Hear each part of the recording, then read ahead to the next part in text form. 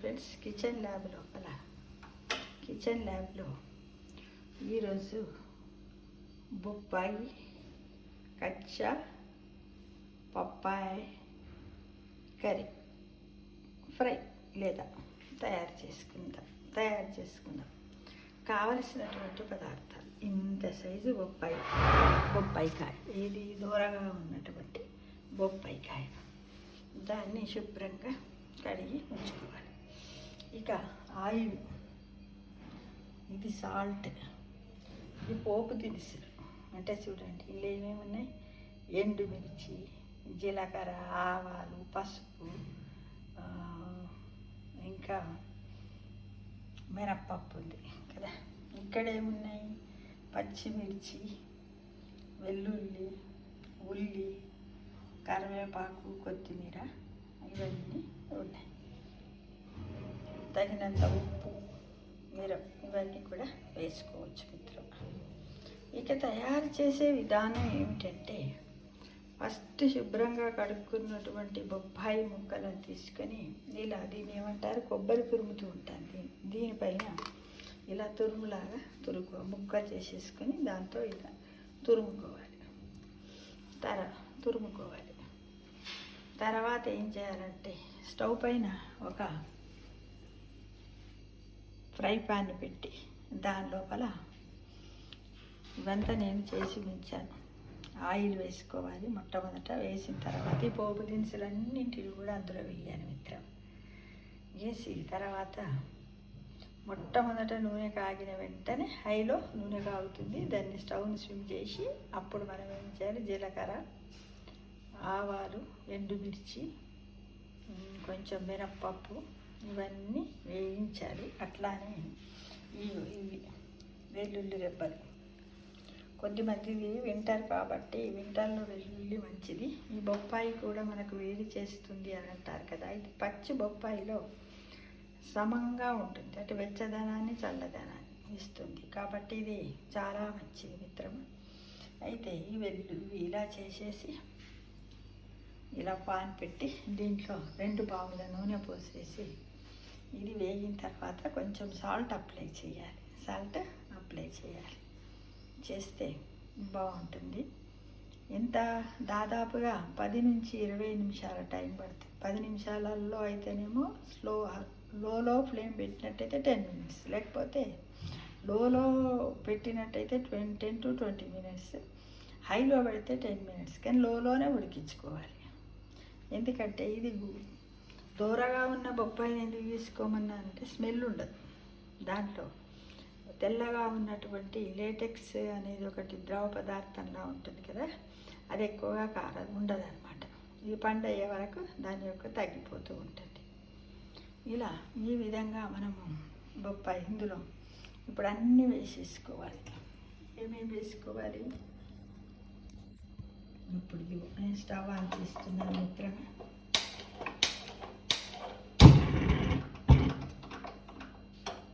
Stove on చేస్తున్నాను. ఇప్పుడు oil వేస్తున్నాను.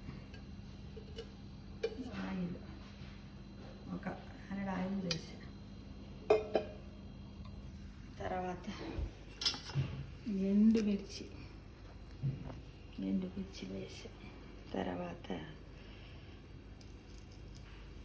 వెల్లుల్లి రెబ్బలు, ఇవన్నీ ముందే వేసి పెట్టుకున్నాను.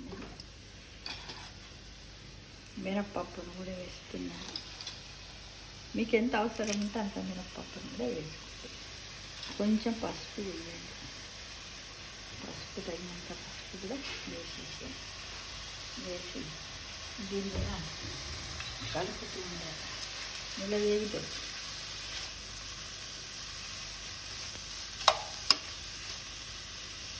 ఇందులో ఉన్నటువంటి అక్కడ పెట్టిన అన్నీ ఇందులో వేస్తాను. ఇలా వేస్తాను.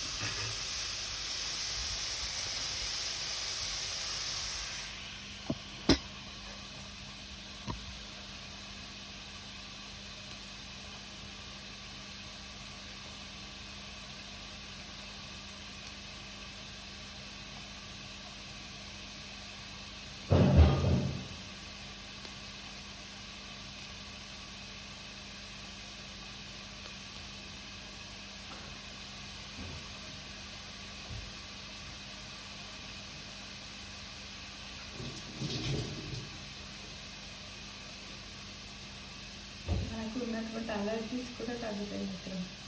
ఈ కర్రీ చేసుకున్నట్టయితే మనకు అలర్జీస్ ఉంటాయి కదా, ఇప్పుడు వింటర్లో చాలా మట్టుకు అందరికీ రకరకాల అలర్జీస్ వస్తూ ఉంటాయి. అవన్నీ కూడా తగ్గుతాయి. అవన్నీ కూడా తగ్గుతాయి. ఇలా మనం హైలో పెట్టి తర్వాత ఇది కొంచెం గోలిన తర్వాత మనం లోలో పెట్టేసుకున్నట్టయితే చాలా బాగుంటుంది. ఇంకేంటంటే నేను ఇందులో అన్నీ వేసి ముందే పెట్టాను స్టవ్ పట్టుకొని. ఇంకా మగ్గుతున్నది, ఎలా మగ్గుతుంది, ఇలా మగ్గుతుందా, మగ్గుతూ ఉన్నట్టు మనం దీన్ని కొంచెం ఫ్లేమ్ తగ్గించుకోవాలి. సాల్ట్ కూడా యాడ్ చేస్తాం, సాల్ట్ కూడా యాడ్ చేస్తాం. ఈ విధంగా 10 to 20 మినిట్స్ మనం దీన్ని ఇలా ఫ్రై చేసుకున్నట్టయితే ఒకరోజు చేసి కూడా మనం దీన్ని నిలువ ఉంచుకోవచ్చు. అప్పుడప్పుడు రోజు ఇంకా కొంచెం క్వాంటిటీ ఒక బుక్కలో మనం తిన్నట్టయితే మనకు ఇదేంటిది జలుబుకు ఫ్లూకు సంబంధించినటువంటి పోతుంది. ఇది కచ్చా పప్పాయి కాబట్టి దీనివల్ల షుగర్ లెవెల్స్ కూడా అదుపులో ఉంటాయి మిత్రమా. తగినంత ఫైబర్ కూడా మనకు లభిస్తూ ఉంటుంది. విటమిన్ ఏ కూడా ఉంటుంది. విటమిన్ ఏ కూడా మనకు వస్తుంది. ఇది ఏంటంటే మన పిల్లలు చూడనప్పుడు మనం చేస్తే వాళ్ళు దీన్ని బొప్పాయి అనకుండా ఏదో ఫ్రై అనుకొని తినేస్తారు. కాబట్టి సాధ్యమైనంత వరకు పిల్లలు బొప్పాయి తింటాడు అంటారు కదా, అలా కాకుండా మనం ఇలా చేసుకుంటూ పోతే బాగుంటుంది.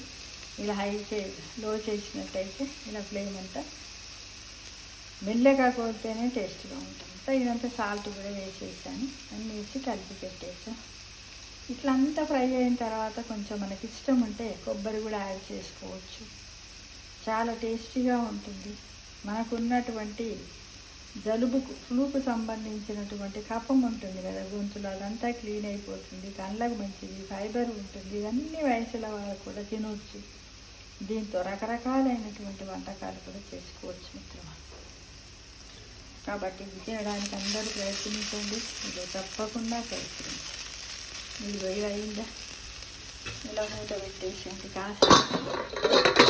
కాసేపు ఈ ఫ్రై పాన్ మూత పెట్టండి. ఆయిల్ కూడా ఎక్కువేం అవసరం ఉండదు. మనకు కావాలనుకుంటే వేసుకోవచ్చు. ఇప్పుడు తీర్చుకుండదు. ఎలా అయినప్పుడు దీన్ని స్విమ్ చేసేసి మనం వేడి అన్నంలో కానీ ఉప్మాలో కూడా పక్కకు తినవచ్చు.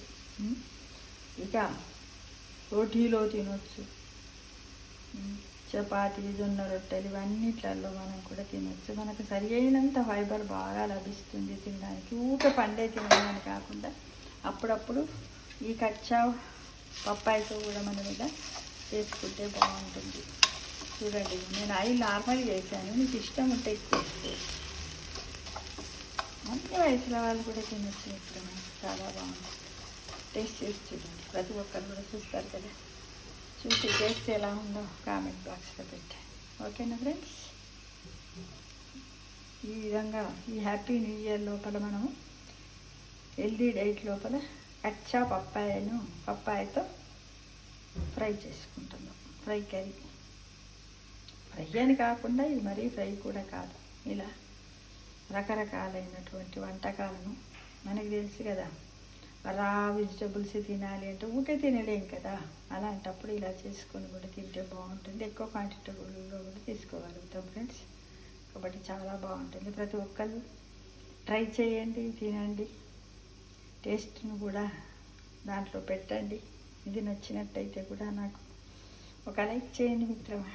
అందరికీ కూడా health is wealth is not health అనే విషయాన్ని మర్చిపోకుండా ప్రతి ఒక్కరు కూడా హెల్తీ డైట్ తీసుకోవడానికి ప్రయత్నించాలని మిమ్మల్ని అందరిని ఆశిస్తున్నాను. Thank you for watching.